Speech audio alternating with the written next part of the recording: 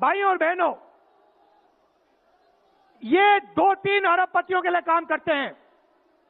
ये जो सारे के सारे कागज के ढेर हैं, ये जो सिग्नेचर्स हैं, ये कहां से आए? ये देश की जनता से आए। देश के कोने कोने में नारा चला है, वोट चोर, वोट चोर। तो ये देश की सच्चाई है। ये 6 साल का बच्चा, 90 साल का बुजुर्ग, ये सब जानते हैं कि नरेंद्र मोदी, अमित शाह वोट चोरी करके चुनाव जीतते हैं। कर्नाटक में हमने दिखाया लोकसभाएं चोरी की गई, महाराष्ट्र में दिखाया वोटर डिलीशन हुआ, वोटर एडिशन हुआ, लाखों वोट इधर से गायब हो जाते हैं। महाराष्ट्र में लाखों वोट ऐड हो जाते हैं। हम इलेक्शन कमीशन से पूछते हैं, कोई जवाब नहीं मिलता। मगर शायद टाइम लगे, देखिए शायद टाइम लगे, मगर हिंदुस्तान में सत्य की जीत होने वाली है। और अमित शाह जी, मोदी जी, जितने भी आपको भाषण देने हैं आप दे दीजिए। अंत में इस देश में सत्य की जीत होती है। महात्मा गांधी ने हमें रास्ता दिखाया था, उस रास्ते पर हम चलते हैं और सत्य से आपको निकालेंगे।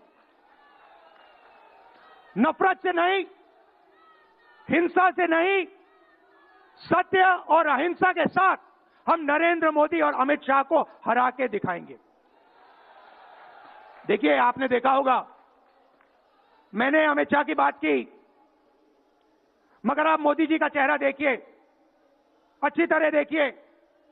जो मेरी बहन ने कहा, मोदी जी की कॉन्फिडेंस खत्म हो गई है।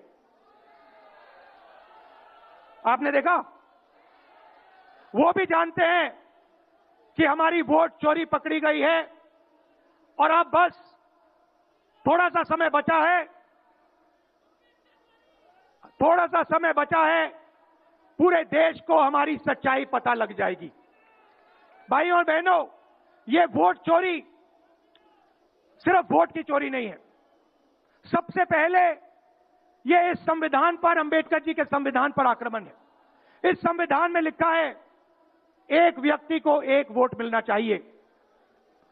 तो सबसे पहले वोट चोरी अंबेडकर जी के संविधान पर आक्रमण है। और वोट चोरी करके ये सरकार चलाते हैं। छोटे व्यापारियों को इन्होंने खत्म किया, गलत जीएसटी लागू की, नोटबंदी की, बेरोजगारी, ये पोल्यूशन देखिए, ये सारा का सारा इसीलिए हो रहा है क्योंकि ये वोट चोरी कर रहे हैं।